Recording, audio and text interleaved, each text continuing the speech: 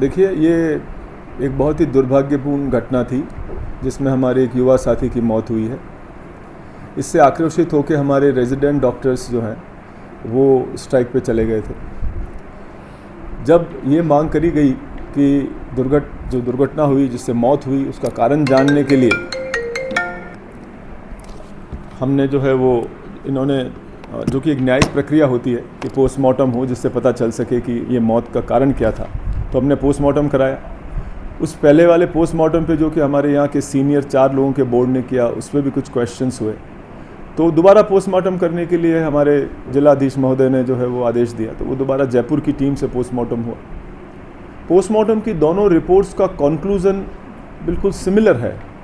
दोनों रिपोर्ट्स ये कहती है कि final opinion about the cause of death will be given by after receiving the reports from FSL। तो जो भी सैंपल्स FSL जाते हैं उसकी रिपोर्ट आने के बाद में ही मौत का कारण तय किया जा सकता है। ये लगभग बहुत सारे केसेस में ऐसा होता है। जो भी पीड़ित परिवार की और रेजिडेंट डॉक्टर्स की जो भी मांग थी, जिला प्रशासन ने बहुत ही उदारता दिखाते हुए और स्थिति को समझते हुए कि एक युवा डॉक्टर की मौत हुई है, उन सभी मांगों को पूरा किया है। और जब सब मांग पूरी हो चुकी है अभी, तो अब इस हड़ताल का कोई औचित्य नहीं रह जाता, क्योंकि अब सारा जो मामला है वो प्रशासनिक और न्यायिक प्रक्रिया में है। जिला प्रशासन ने एक पूरी टीम गठित कर दी है सीनियर ऑफिशियल्स की, जो इस पूरी घटना की जांच करके उनको रिपोर्ट देगी। उस रिपोर्ट के बाद और पोस्टमार्टम की रिपोर्ट से आने वाली जो फाइंडिंग्स हैं उनसे फिर जिम्मेवारियां तय की जाएगी और शासन उसके बाद में जो है वो निर्णय लेगा कि कौन दोषी है और किस तरह से। तो अभी आज के तारीख में जो है वो कुछ भी चीज़ क्लियर नहीं है जब तक रिपोर्ट नहीं आ जाए। और हमने इस मामले को ध्यान रखते हुए जो हमारे पदाधिकारी हैं हॉस्टल से रिलेटेड, उनको अभी हमने उस ड्यूटी से हटा दिया। अब अगर फिर भी रेजिडेंट डॉक्टर्स ये ध्यान नहीं रख रहे हैं कि कितनी मरीजों को, आज 6ठा दिन हो गया है और आप देख रहे हैं कि मरीजों को, हमारे रोगियों को बहुत तकलीफ़ पहुंच रही है, तो मैं उनसे आपके माध्यम से ये अनुरोध करूंगा कि वो शीघ्र काम पे लौटें, क्योंकि अब न तो RNT प्रशासन के हाथ में कुछ चीज़ रही है, न रेजिडेंट डॉक्टर्स के हाथ में कोई चीज़ है। वो तो अब शासन में चली गई और हमें हमारे सुशासन पे विश्वास होना चाहिए कि जो भी उसकी फाइंडिंग आएगी उसके हिसाब से कार्रवाई होगी, वो हमें पूर्ण रूप से स्वीकार होगी।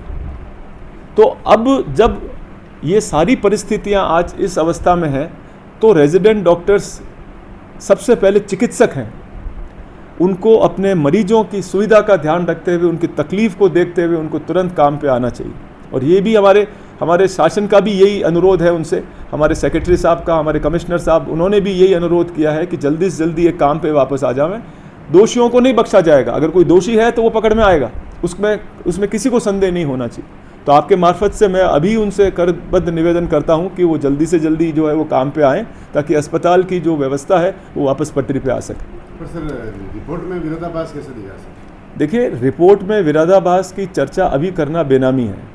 दोनों रिपोर्टों में कोई भी अगर आप अगर इसको साधारण भाषा में समझें तो एक ही तरह का केस अगर 3 डॉक्टर अलग अलग देखते हैं तो उनके ओपिनियन में डिफरेंट आ सकता है। तभी तो FSL में रिपोर्ट भेजते हैं, तभी तो हिस्टोपैथोलॉजी करते हैं, जिससे कि वो चीज़ सारी क्लियर हो जाए। तो खाली जो बॉडी देख करके, और आप ये भी इस चीज़ को भी समझें कि दोबारा जो रिपोर्ट की गई है वो पहले से पोस्टमार्टम वाली बॉडी में की गई, तो छोटा मोटा चेंजेस उसमें आ सकते हैं, लेकिन फाइनल रिपोर्ट जो है वो FSL की जब रिपोर्ट आएगी उसके बाद ही कंफर्म होगी। तो विरोधाभास होना कोई पहली घटना नहीं है। इस तरह के विरोधाभास 2 बोर्ड के बीच में हो सकते हैं, किसी एक मरीज के इलाज में भी 2 डॉक्टर के अलग अलग ओपिनियन हो सकते हैं। तो ये तो सिर्फ ओपिनियन ही है ना, फाइनल रिपोर्ट थोड़ी। तो फाइनल रिपोर्ट आते ही जो है वो सब चीज़ें सिद्ध हो जाएंगी।